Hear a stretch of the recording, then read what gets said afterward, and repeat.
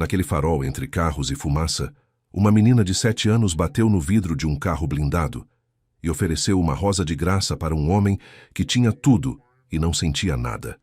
Ele recusou a flor, mas não conseguiu recusar o que veio depois, porque enquanto ele virava as costas para aquele farol, alguém dentro da sua própria casa já armava um golpe para tomar tudo que ele havia construído.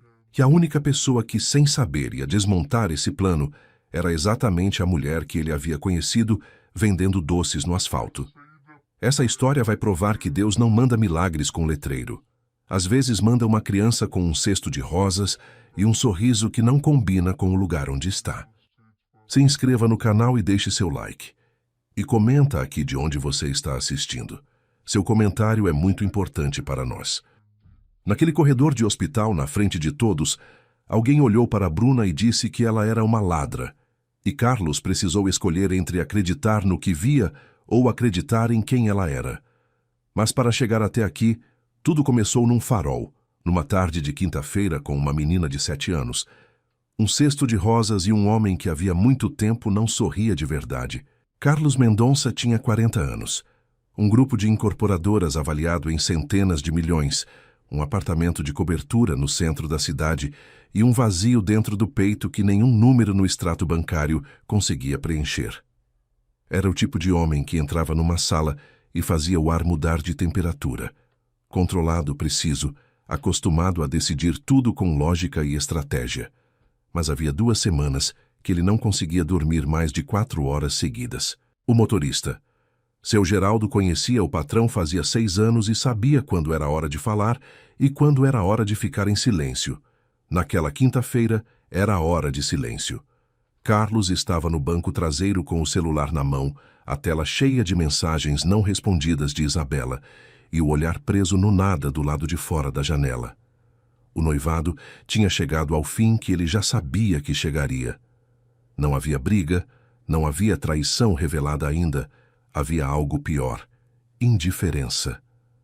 2 anos ao lado de uma mulher que amava o que ele tinha, não quem ele era. E Carlos, por mais inteligente que fosse nos negócios, havia demorado tempo demais para admitir isso para si mesmo. O carro parou no sinal vermelho da Avenida Central às 5 horas da tarde. A luz dourada do fim de dia caía em diagonal pelas janelas. Carlos olhou para o celular, depois olhou para fora sem querer, e foi nesse momento que uma batidinha leve soou no vidro do seu lado. Ele virou o rosto. Do outro lado do vidro havia uma menina de 7 anos, com um cesto de rosas na mão e um sorriso que não combinava com o lugar onde estava. Vestido verde desbotado, sandália simples, o cabelo em 2 chumaços tortos que alguém havia tentado pentear com pressa. Mas os olhos dela eram grandes, escuros e cheios de uma alegria tranquila que Carlos não via em adulto nenhum há muito tempo. Ele baixou o vidro. A menina estendeu uma rosa vermelha com aquela seriedade doce de quem está entregando algo muito importante. Não precisa comprar, senhor. Essa é de graça. Rosa de graça deixa qualquer um mais feliz, minha mãe disse. Carlos ficou olhando para ela por um segundo. Depois, sem querer, soltou um sorriso. O primeiro sorriso verdadeiro em semanas, mas sacudiu a cabeça devagar. Obrigado, mas não, pode ficar. A menina não ficou brava, não fez bico, só inclinou a cabeça levemente, guardou a rosa no cesto com cuidado e disse com uma calma que arranhava: tudo bem, quando o senhor precisar, eu tô aqui. E então, antes que Carlos processasse aquilo direito, uma voz chegou do lado de fora. Carlinha, não fica em cima do carro das pessoas, meu amor. Carlos virou o rosto e viu Bruna Ferreira pela primeira vez. Ela caminhava entre os carros com uma bandeja de doces embrulhados em celofane, o cabelo preso de qualquer jeito, uma camiseta simples e um avental. 35 anos, bonita, com uma leveza que ela mesma claramente não percebia. Havia uma dignidade no jeito que ela andava entre os carros que não era arrogância. Era só o jeito de quem aprendeu que não pode se encolher. Ela chegou na janela do lado do Carlos com um sorriso profissional, o tipo de sorriso que se aprende quando se precisa vender. Boa tarde, senhor. Docinho caseiro. Brigadeiro, beijinho, bicho de pé. Carlos não queria doce nenhum, mas disse que sim. Comprou o pacote sem olhar o preço. Estendeu uma nota de R$ 100 e quando ela foi buscar o troco, ele disse que ficasse. Bruna hesitou. O tipo de hesitação de quem tem orgulho e precisa dele. É muito, senhor. Não é. Boa tarde. O sinal abriu. Seu Geraldo engatou a marcha. E enquanto o carro arrancava, Carlos não conseguiu evitar olhar pelo retrovisor. Viu Bruna de costas, guardando o dinheiro com cuidado. Carlinha ao lado dela puxando sua manga para mostrar alguma coisa. As duas riram de algo que Carlos não ouviu. Ele ficou olhando até o carro dobrar a esquina. Naquela noite, Carlos chegou na cobertura, afrouxou a gravata, jogou o paletó no sofá e foi direto para a cozinha buscar água. Sobre a mesa da entrada havia um envelope, sem remetente. Tinha chegado por mensageiro naquela tarde, segundo o porteiro. Carlos abriu. Dentro havia uma única foto impressa. Bruna, mais jovem, talvez uns 10 anos atrás, sorrindo para alguém fora do quadro. E ao lado dela, segurando a mão dela, um homem que Carlos conhecia muito bem. Marcelo Teixeira, o irmão de Isabela. Carlos ficou parado com a foto na mão por um longo tempo. Do lado de fora, a cidade fazia barulho. Dentro daquele apartamento enorme e silencioso, algo havia mudado de lugar, e ele ainda não sabia o tamanho do que estava prestes a entender. Carlos ficou 3 dias sem abrir aquela foto de novo. Deixou o envelope sobre a escrivaninha do escritório e trabalhou em volta dele como se pudesse ignorar a pergunta que a imagem fazia. Bruna Ferreira e Marcelo Teixeira. Uma foto velha, de uma vida que aparentemente tinha ficado para trás. Podia não significar nada, podia significar tudo. Mas o que mais incomodava Carlos não era a foto em si. Era o fato de que alguém havia mandado aquilo para ele de forma anônima, sem explicação, sem contexto, como quem planta uma semente e espera. Na manhã do 4º dia, ele mandou uma mensagem para seu Geraldo. Passa pela Avenida Central hoje. Seu Geraldo não perguntou por quê. Já sabia. O farol estava lá. Bruna estava lá. E Carlinha também, com o cesto de rosas e o vestido diferente do outro dia, esse azul com uma borboleta bordada no bolso. Quando o carro parou no sinal, a menina virou o rosto na direção certa, como se tivesse sentindo. Bateu palmas uma vez, de alegria. Eu sabia que o senhor voltava, falei para a mamãe. Todo mundo volta quando não pega a rosa. Carlos desceu do carro pela primeira vez. Foi um gesto pequeno que seu Geraldo registrou no retrovisor com uma sobrancelha levantada. Em 6 anos, o patrão nunca tinha descido do carro num farol. Carlos ficou parado na calçada com o terno e a gravata, um pouco fora de lugar, e Carlinha achou graça. O senhor parece que nunca ficou na rua, não. Faz tempo, ele admitiu. Bruna chegou em seguida e parou quando o viu.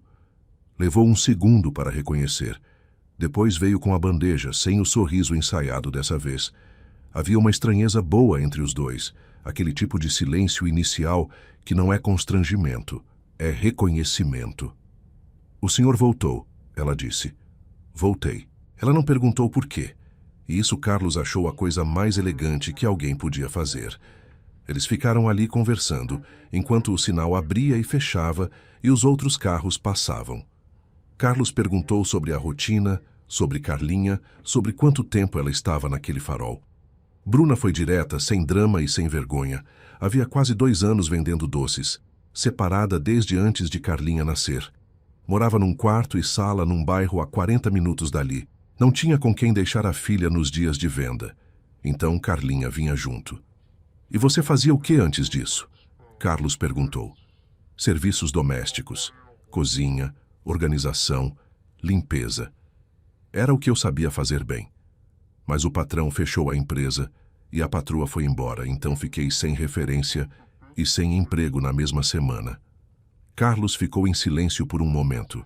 Depois disse, com a naturalidade de quem já tomou a decisão antes de falar. Eu tenho a vaga certa para você. Bruna estreitou os olhos levemente.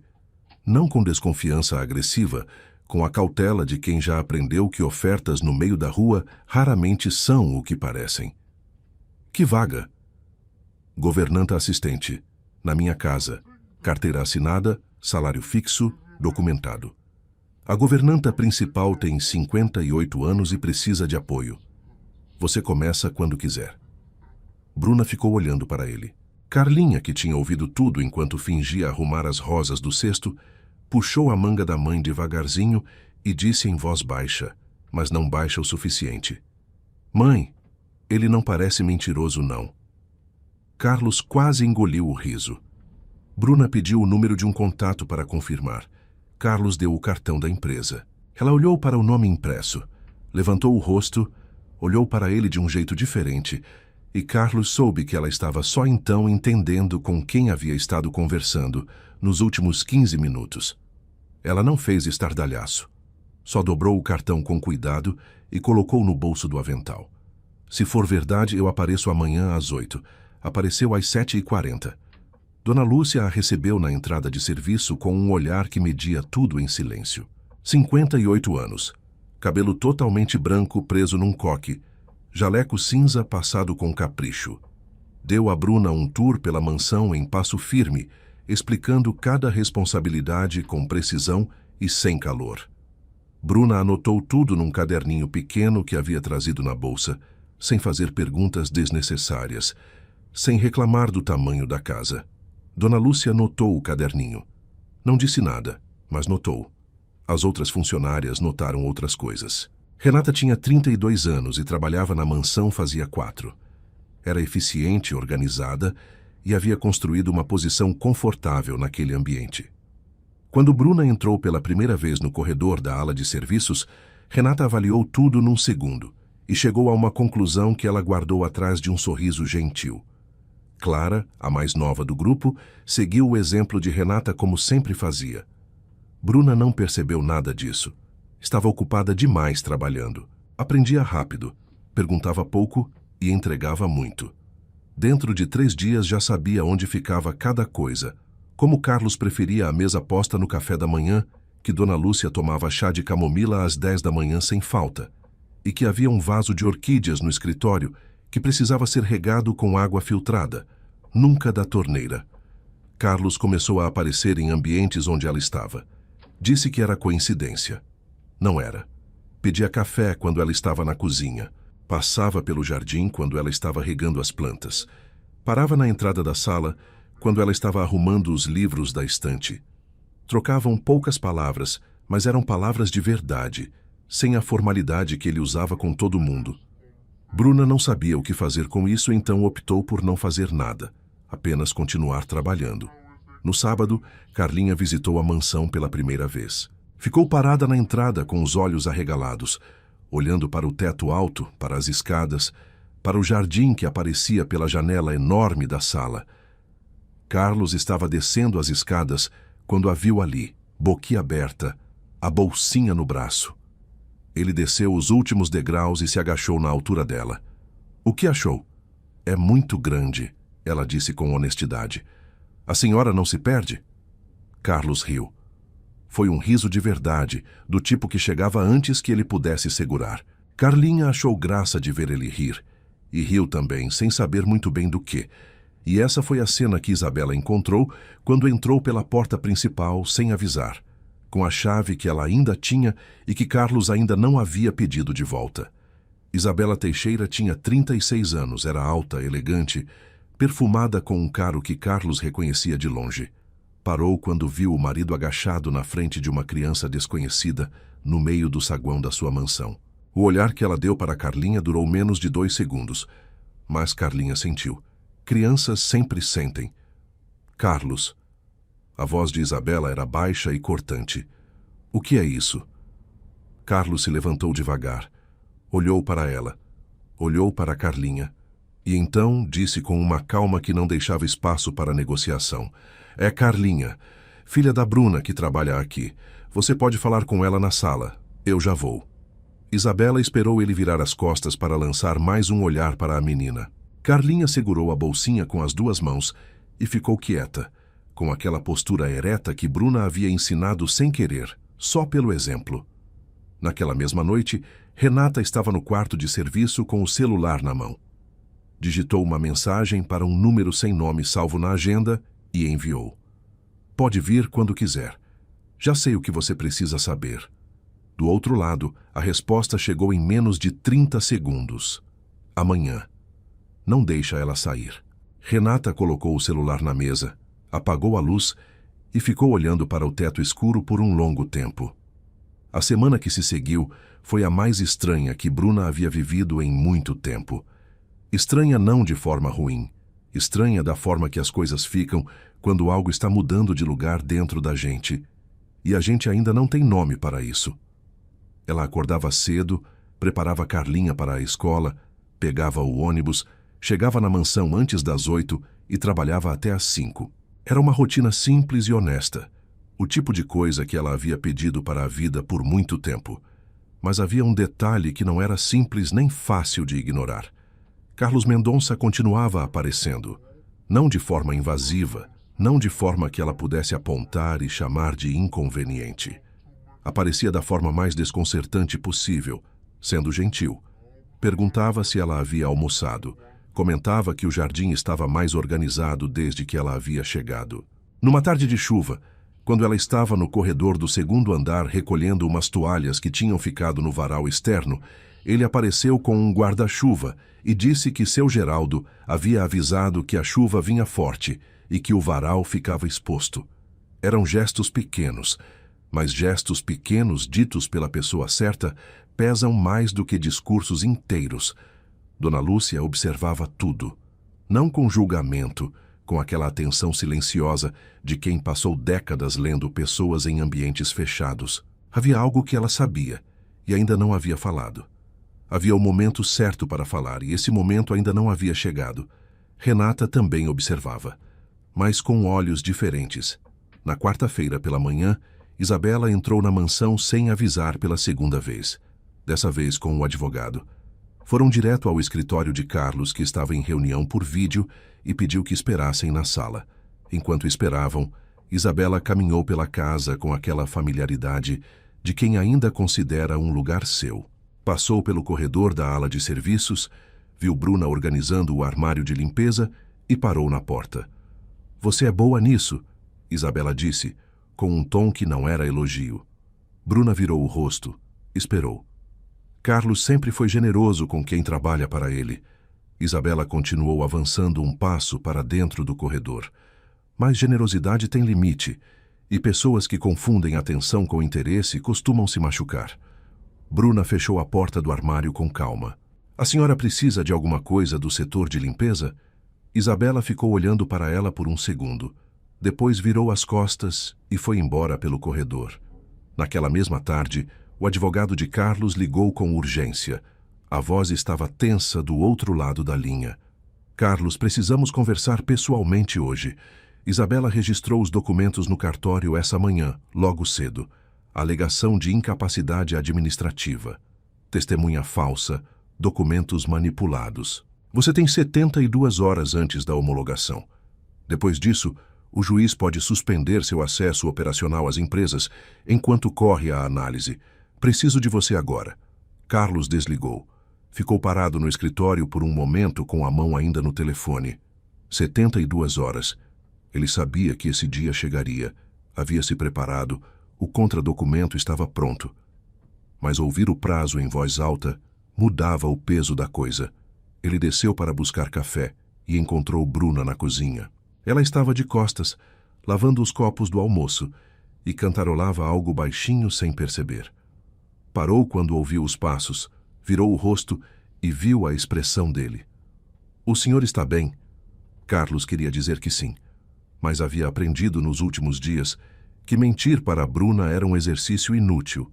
Ela via rápido demais. "Não muito", ele admitiu. "Tem uma pessoa tentando me tomar o que eu construí, e eu tenho 72 horas para impedir." Bruna secou as mãos no avental. Ficou olhando para ele por um segundo e então disse: 72 horas é tempo. O senhor sabe o que precisa fazer?" "Sei." "Então vai fazer." Não era conselho, era afirmação. Era o tipo de certeza que vem de quem conhece o peso de construir algo do zero e sabe que a pessoa na sua frente também conhece esse peso. Carlos ficou olhando para ela por mais tempo do que era estritamente necessário para uma conversa entre patrão e funcionária. Foi Carlinha quem quebrou o silêncio.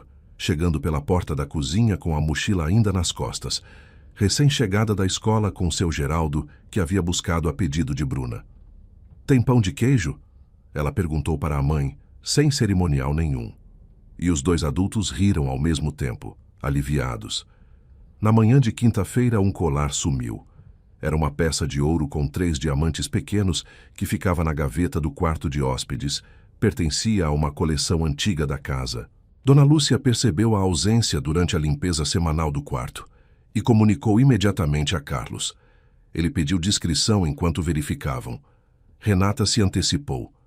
Antes que qualquer câmera fosse checada, antes que qualquer conversa acontecesse, Renata foi até Carlos com o rosto composto de preocupação e disse que havia encontrado o colar. Que havia visto pela manhã cedo, quando passava pelo corredor, a bolsa de Bruna no cabide da ala de serviços com o fecho aberto. Que não queria acreditar no que estava vendo, mas que havia um brilho dentro da bolsa que ela havia reconhecido. Carlos ficou quieto. "Você está me dizendo que viu o colar na bolsa da Bruna?" "Eu sei que é difícil ouvir, Carlos, mas vi com meus próprios olhos." Dona Lúcia estava parada no corredor quando Carlos chamou Bruna para a sala. Isabela, que havia chegado naquele instante com o advogado para a reunião que Carlos havia marcado para tratar dos documentos fraudados, ficou parada perto da porta com um sorriso que tentava esconder. Bruna entrou na sala sem saber do que se tratava. Carlos estava de pé perto da janela. Renata estava encostada na parede com os braços cruzados.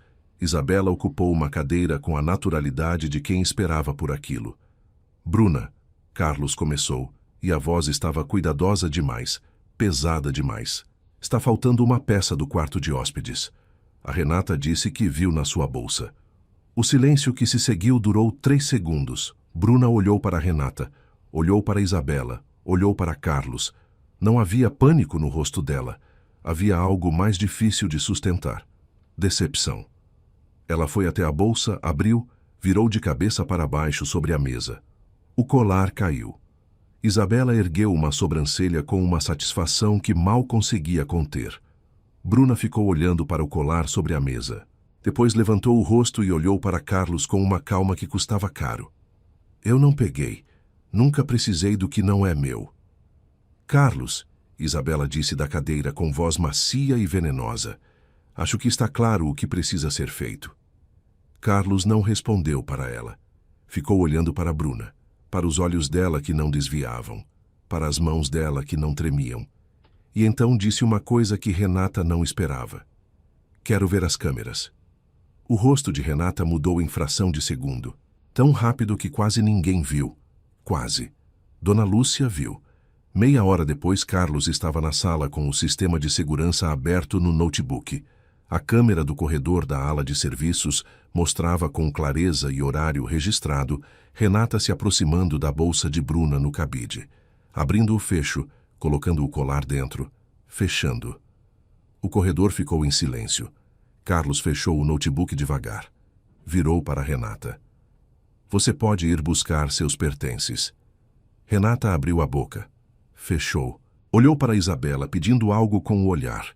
Isabela desviou o rosto para a janela. Renata foi embora sem dizer mais nada.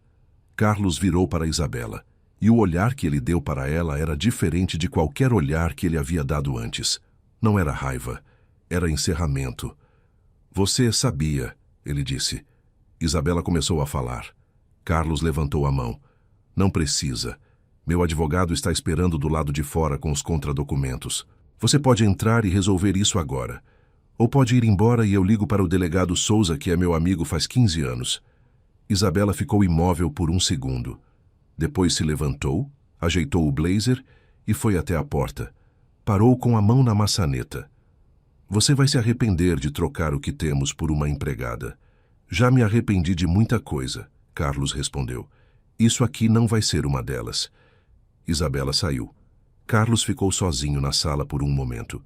Depois foi até o corredor onde Bruna estava parada encostada na parede, abraçada a si mesma, com os olhos vermelhos que ela recusava deixar transbordar. Ele parou na frente dela. "Bruna!" Ela levantou o rosto. "Desculpa", ele disse. E havia peso de verdade nessas 2 sílabas. Ela ficou olhando para ele. Depois assentiu uma vez, devagar, e foi buscar Carlinha, que esperava na cozinha com Dona Lúcia. Dona Lúcia ficou parada no corredor depois que Bruna passou. Olhou para Carlos por um longo momento. Depois disse com a voz baixa e firme de quem guardou algo por tempo demais: Carlos, preciso te contar uma coisa. Sobre a Bruna, sobre a família Teixeira, e sobre o que eu sei faz 15 anos, e nunca disse a ninguém. Dona Lúcia não era mulher de rodeios. Em 58 anos de vida, havia aprendido que as palavras certas ditas na hora certa valem mais do que discursos inteiros ditos no momento errado. Por isso, havia esperado. Havia observado Bruna por semanas. Havia medido o caráter dela em silêncio. Havia esperado a hora em que falar seria necessário e não apenas conveniente. Essa hora havia chegado. Ela pediu que Carlos sentasse na sala. Fechou a porta. Ficou de pé por um momento com as mãos entrelaçadas na frente, como quem organiza o começo de uma história longa antes de abrir a boca. Antes de trabalhar aqui, trabalhei 12 anos na casa da família Teixeira. Ela começou. O pai de Isabela, seu Renato Teixeira, era um homem sério. A mãe, Dona Vera, era o tipo de mulher que controlava tudo e todos dentro daquela casa. E Marcelo, o filho mais novo, era o problema que a família sempre varreu para baixo do tapete. Carlos ficou quieto. Marcelo tinha 23 anos quando conheceu Bruna. Ela trabalhava numa padaria perto da casa deles. Simples, bonita, trabalhadora. Ele ficou meses atrás dela até ela ceder. Namoraram quase um ano. Eu vi tudo de dentro daquela casa. Vi Dona Vera torcer o nariz desde o começo. Vi a Isabela tratar a Bruna como se ela fosse transparente nas poucas vezes que aparecia. E vi Marcelo, quando Bruna ficou grávida, chegar para a mãe e perguntar o que fazer. Dona Lúcia parou, respirou fundo. Dona Vera foi quem mandou ele sumir. Ela mesma me contou, sem vergonha nenhuma, como quem tomou uma decisão de negócio. Disse que aquela menina não era do nível deles, que uma criança fora do casamento com uma moça de origem simples atrapalharia o nome da família. Deu dinheiro para Marcelo desaparecer por um tempo. Pagou um advogado para garantir que nenhum processo de paternidade fosse adiante e tratou o assunto como encerrado. Carlos estava com as mãos unidas sobre os joelhos, o maxilar tenso. E Bruna? Ele perguntou. Bruna ficou sozinha, grávida, sem emprego fixo, sem apoio. Criou a Carlinha do zero sem pedir nada a ninguém, porque ninguém havia oferecido nada que fosse real. Dona Lúcia olhou para Carlos com aquela firmeza que só vem com o tempo. Quando ela entrou pela minha porta naquele primeiro dia, eu a reconheci imediatamente. Fiquei em silêncio porque precisava ver quem ela era agora. E o que eu vi nessas semanas me disse que eu havia esperado tempo demais para falar. Carlos ficou em silêncio por um longo momento. Levantou, foi até a janela. Lá fora o jardim estava dourado com a luz do fim de tarde.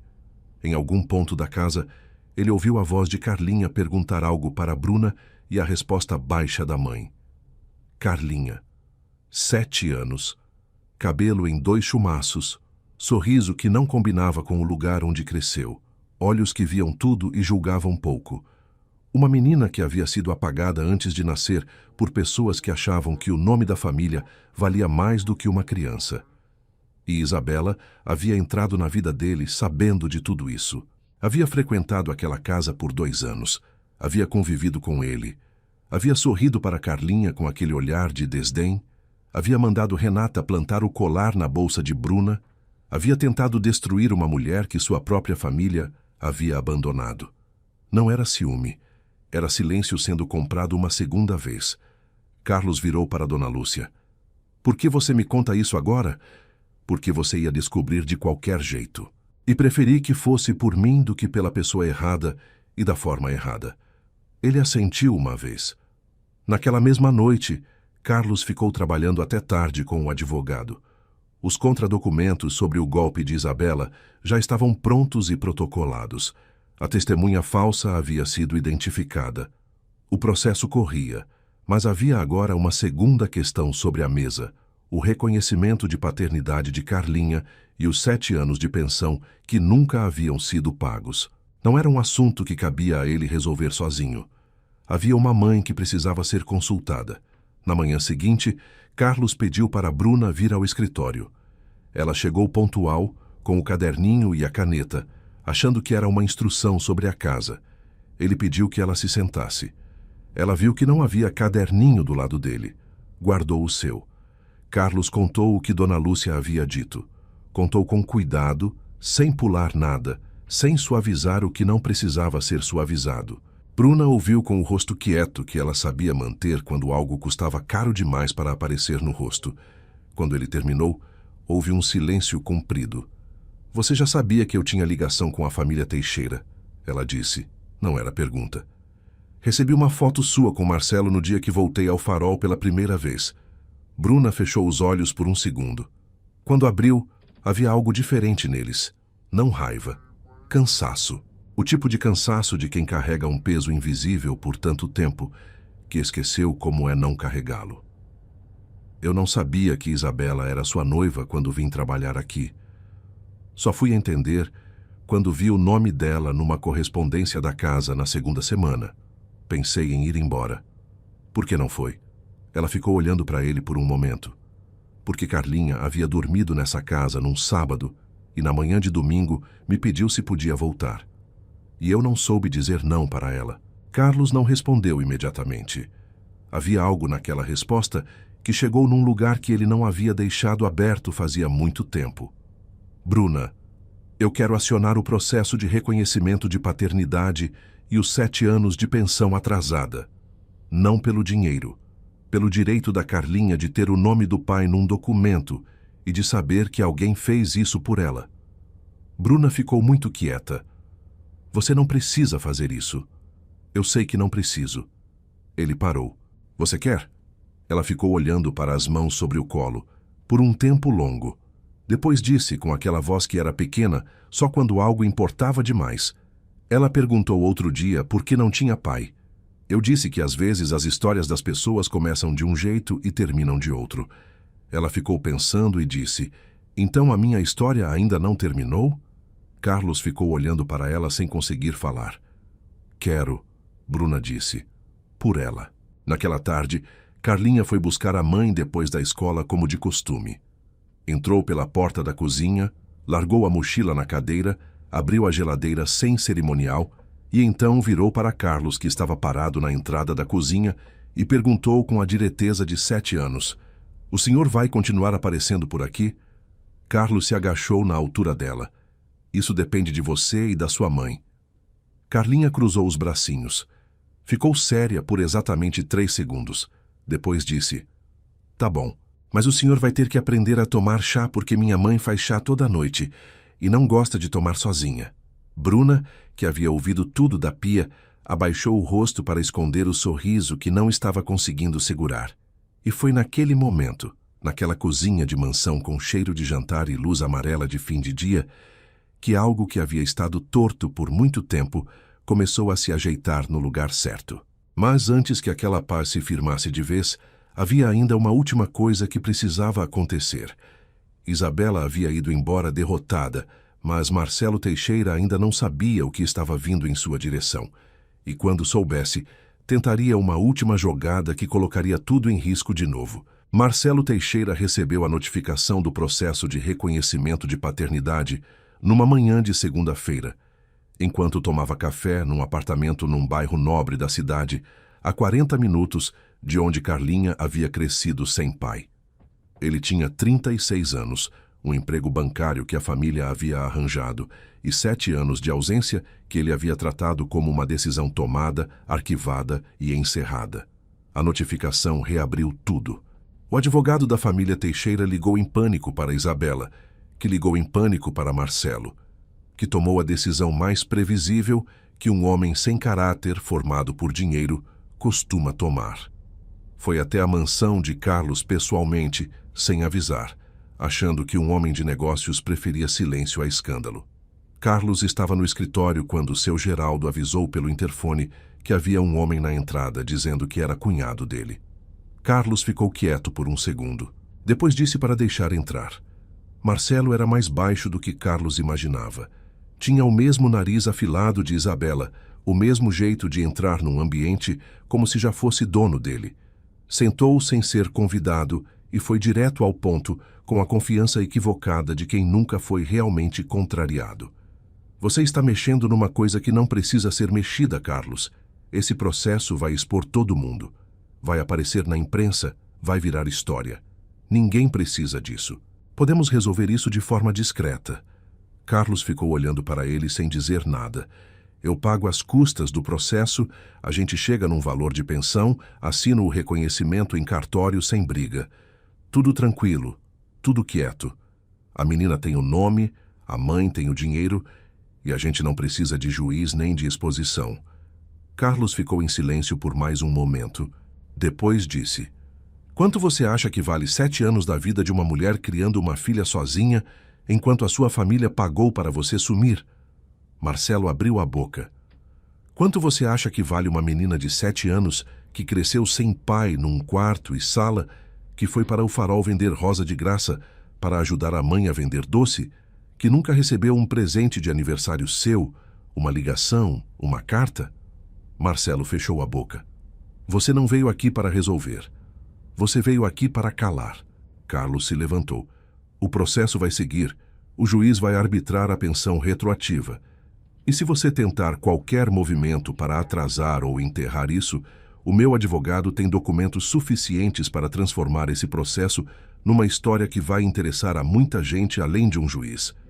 Marcelo ficou imóvel por um momento. Depois se levantou, ajeitou o paletó e foi embora sem dizer mais nada. Carlos ficou parado no escritório depois que a porta fechou. Olhou para o jardim pela janela. Lá fora, Carlinha estava sentada na beira do canteiro de flores com as mãos no rosto, olhando para uma borboleta que havia pousado num galho baixo. Não sabia o que havia acontecido dentro daquele escritório. Não sabia que o mundo havia mudado de direção por ela mais uma vez naquela manhã. Carlos desceu, saiu pela porta lateral do jardim. Carlinha ouviu os passos e virou o rosto. Apontou para o galho com urgência silenciosa, pedindo que ele não fizesse barulho. Ele se agachou ao lado dela. Ficaram os dois olhando para a borboleta azul que abria e fechava as asas devagar sobre o galho de jasmim. A senhora Lúcia disse que borboleta azul é sinal de coisa boa. Carlinha sussurrou. A dona Lúcia é sábia. Carlos respondeu no mesmo tom. A borboleta ficou por mais alguns segundos. Depois abriu as asas e foi embora pelo jardim. Carlinha virou para Carlos com aquele rosto sério de quando ela tinha algo importante a dizer. O senhor gosta da minha mãe? Carlos levou um segundo. Depois respondeu com a mesma honestidade que ela sempre usava. Gosto. Do jeito que gosta de amigo ou do outro jeito? Do outro jeito. Carlinha assentiu uma vez como quem registra uma informação importante num caderninho invisível. Ela também, ela disse com naturalidade. Ela não fala, mas eu sei. Quando o senhor entra na cozinha, ela fica arrumando as coisas que já estão arrumadas. Carlos ficou olhando para aquela menina de 7 anos, com o coração fazendo algo que ele havia desaprendido fazia tempo. Você acha que ela vai me deixar gostar dela? Carlinha pensou por exatamente 2 segundos. Se o senhor aprender a tomar chá, sim. Naquela noite, Carlos foi até a cozinha às 8h30. Bruna estava com a chaleira no fogo, 2 copos na bancada, como todas as noites. Ela virou quando ouviu os passos e ficou olhando para ele sem entender. Posso? Ele perguntou, apontando para o banco da bancada. Ela ficou em silêncio por um momento. Depois alcançou um 3º copo. Tomaram chá sem dizer muita coisa. Havia uma conversa inteira acontecendo no silêncio entre as 2 pessoas que estavam ali, do tipo que não precisa de palavras porque as palavras viriam depois, com calma, com tempo, com o ritmo certo. Quando a xícara estava quase no fim, Carlos disse: Bruna, eu quero te pedir uma coisa. Ela olhou para ele. Me deixa ficar aqui. Não como patrão, não como o homem que te ofereceu emprego, como alguém que quer aprender a tomar chá toda noite e a pentear cabelo de criança e a ouvir mais do que falar. Bruna ficou olhando para o copo nas mãos. Por um tempo que era longo, mas não era vazio. Você sabe que não vai ser fácil, ela disse baixinho. Eu sei. Eu tenho uma filha. Ela é a primeira coisa. Eu sei disso também. E ela já te adotou? Bruna disse com um sorriso que apareceu antes que ela pudesse segurar. Então a decisão já foi tomada por alguém mais importante do que nós dois.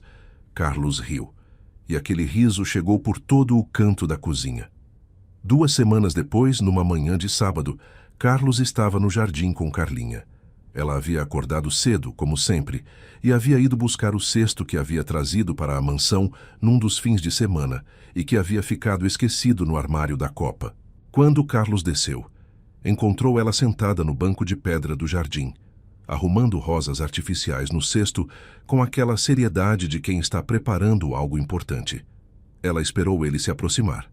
Então se levantou, se ajeitou o vestido e estendeu uma rosa para ele com as 2 mãos, como havia feito naquele farol numa tarde de quinta-feira que havia mudado a vida dos 3. Essa é de graça, ela disse.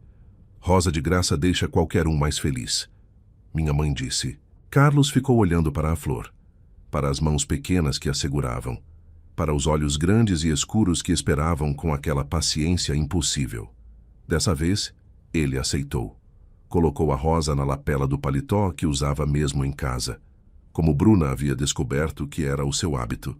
Carlinha bateu palmas uma vez de alegria, e então, de dentro da casa, veio a voz de Bruna chamando para o café da manhã com aquele tom de quem sabe que as 2 pessoas que está chamando estão fazendo alguma coisa no jardim que vai fazer ela sorrir quando chegar. Carlos pegou a mão de Carlinha e caminhou com ela de volta para dentro. Havia uma rosa na lapela, uma família no café da manhã e 7 anos de ausência sendo despachados um a um por um advogado que trabalhava com a precisão de quem sabe o peso do que está fazendo. O processo de Marcelo corria. Isabela havia assinado a rescisão de qualquer vínculo legal com as empresas de Carlos, sem conseguir levar nada que não fosse o que trouxe. Renata havia respondido formalmente pelo que havia feito. E num farol de uma avenida movimentada, onde o sinal vermelho ainda abria e fechava, com a mesma indiferença de sempre, não havia mais um cesto de rosas nem uma bandeja de doces. Havia uma mulher que havia saído daquele asfalto com a filha no colo e a dignidade intacta, e um homem que havia passado por aquele farol por anos sem parar, até que um sinal vermelho e uma menina de 7 anos com um sorriso que não combinava com o lugar onde estava haviam mudado o destino dos 3. Deus não manda avisos com letreiro.